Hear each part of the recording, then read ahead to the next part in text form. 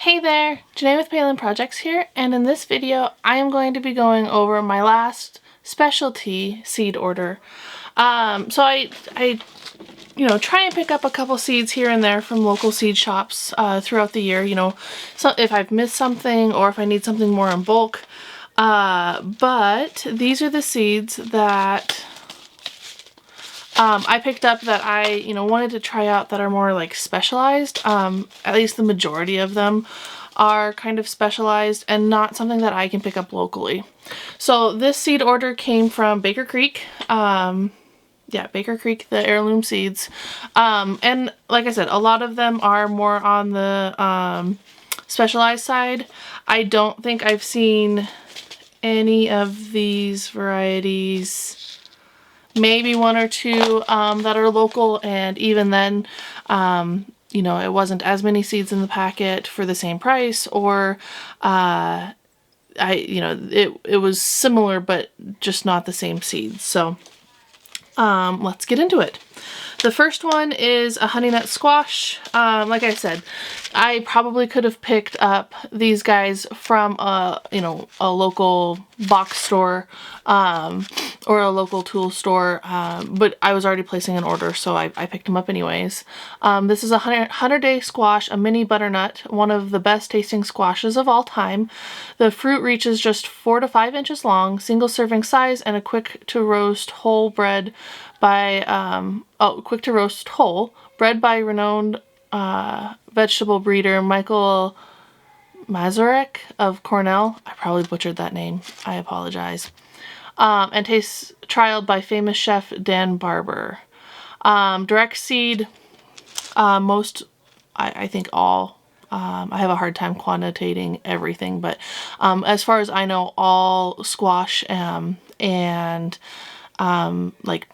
pumpkins, zucchini, all of that likes to be direct sowed. So,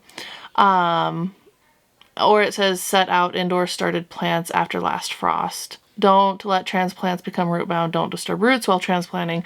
That's the main reason with squash plants. They just don't like their roots to be messed with. So that's why it's better to just direct sow. Sprouts in 5 to 10 days. Ideal temperature 70 to 95 degrees. It's obviously not frost hardy because it is a squash. I don't know of any squash that are frost hardy. And a minimum of 8 to 12 hours. So I'm pretty excited for that. I'm excited because these are better to store, and I'm just excited for some butternut squash. We've really gotten into it the last couple of years. I'm going to save my favorite for last, so I'm going to set that seed packet aside. I did pick up some flowers, so we'll do the vegetables first and then get to the flowers. I picked this packet up for an individual. We haven't been able to find bull's blood beets locally for a very long time. I ordered this because, again, I was placing this order, and lo and behold, I walked into a box store and there was a packet of bull's blood beets. So I was already placing this order. It wasn't a big deal, but I did get this one for someone else. I do want to try it out as well, though, so I think I might steal half the packet from them, which is perfectly fine. They're okay with it, I promise. This is a tasty heirloom beet with concentrated rings, inside sweet and delicious reddish purple leaves too. You can actually eat the leaves of the beet as well as the Maverick, that wasn't nice. As well as the beetroot. So I'm excited to try those out. It sprouts in 14 to 21 days. Ideal temp is 50 to 85 degrees. 4 to 6 inches for planting space. They are frost hardy. All beets, again, I don't like to quantify all, but the majority of beets that I've grown are frost hardy. And actually their sugars condense and they taste better after a good frost. So minimum of 6 to 8 hours of sunlight. This next one is an eggplant, Senshu Kinkwa Mizu. Probably butchered that name. This is a gourmet Japanese eggplant. It's mild and sweet in flavor with no bitterness and a deep purple, nearly black-skinned and ivory flesh. Perfect for vegan cooking or any dish calling for a meaty, delicious eggplant. I wanted to try eggplants this year. I don't think I've ever tried an egg. I've ate an eggplant, but I have never tried growing them, so I'm pretty excited for that. Sprouts in 10 to 15 days. Ideal temp is 75 to 95 degrees. 18 inches apart for plant spacing, not frost hardy, and a minimum of 8 to 12 hours. I will start these indoors. I won't with the squash and the beets. I'll direct seed those, but I will start these indoors. It does say start indoors in bright light 8 to 12 weeks before the last frost date.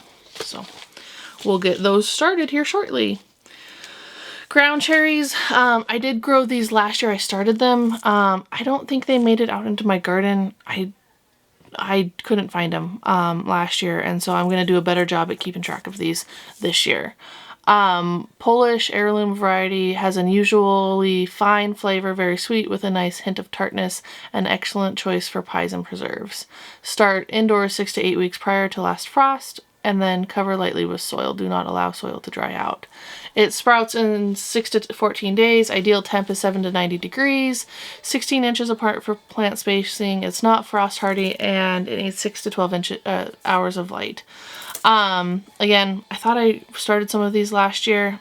They got lost in the shuffle, and my goal this year is to have just a better goal and strategy for my plant starts.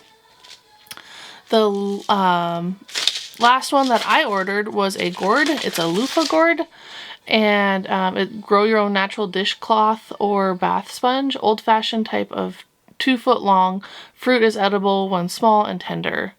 It needs a trellis, and I guess it doesn't need one, but it's suitable for a trellis. Provide full sun, ample moisture, rich soil, and a lot of heat. Pick after first frost, dry indoors or outdoors under cover. This sprouts in 3 to 10 days. Ideal temp is 75 to 90.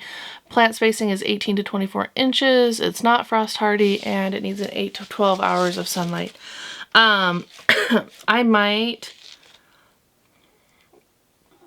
hey Maverick, try and start these indoors like a week or two prior to planting them outdoors. I just don't want to lose them when I plant them.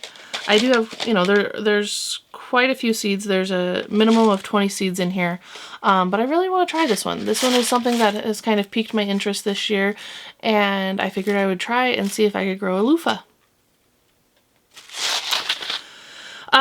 Baker Creek does send free seeds, so they sent me a radish, a Japanese wasabi radish.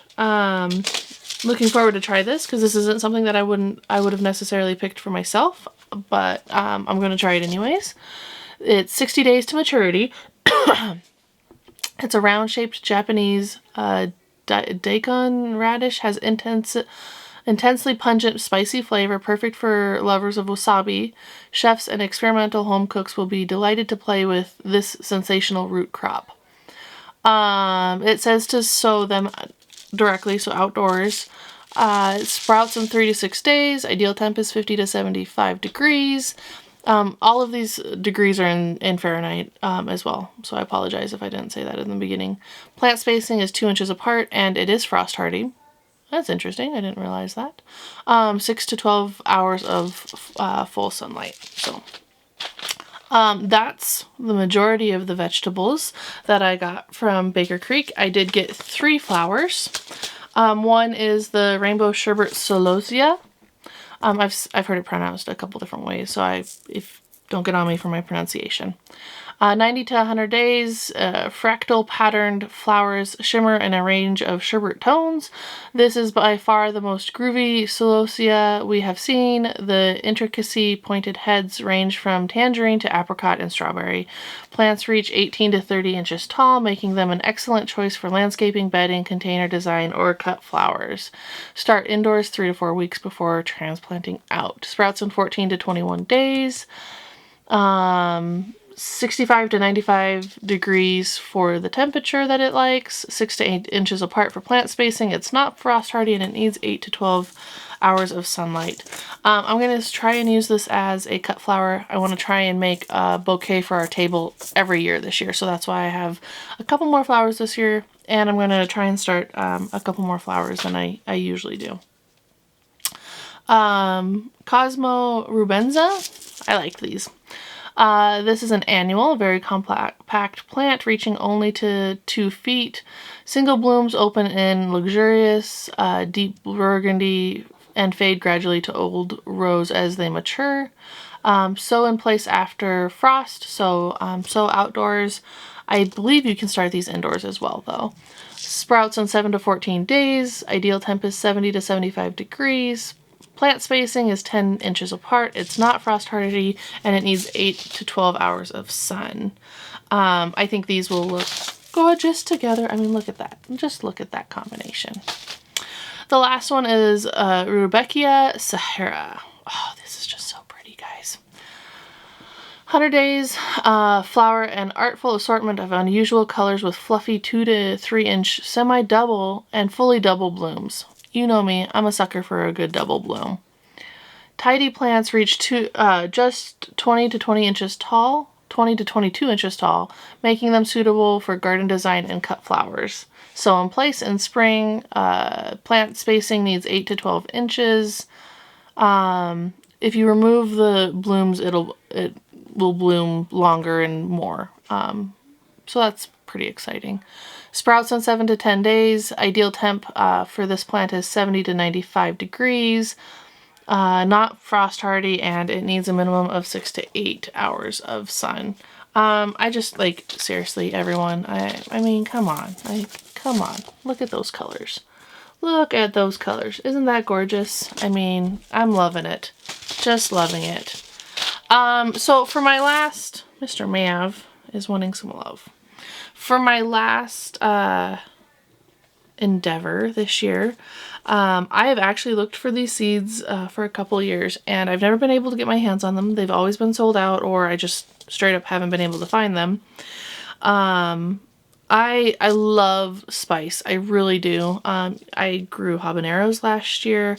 I grew pepperoncinis last year. I absolutely love spice. I have people in my life who do not like spice. And as such, you know, when you do like jalapeno poppers, it's hard because then they can't eat the jalapeno poppers because they don't like the spice, or you can't necessarily cook with them, but you enjoy the flavor. So you want a pepper that has the flavor of a jalapeno but isn't spicy. That's what this is. This is called a notapino. Look at that. It is a not hot jalapeno. So love the flavor and crunch of jalapenos, but can't take the heat. This truly heatless jalapeno is perfect for those with sensitivity or an aversion to the heat of a traditional jalapeno. Great for pickling, stuffing, poppers, and salsa. This variety is a very early and prolific variety.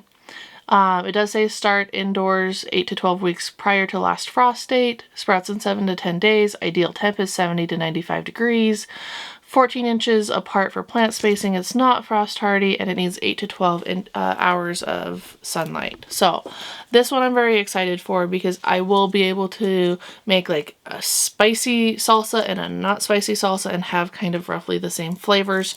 Because I'll still get the flavor of the jalapeno without the spice. So I'm excited for that.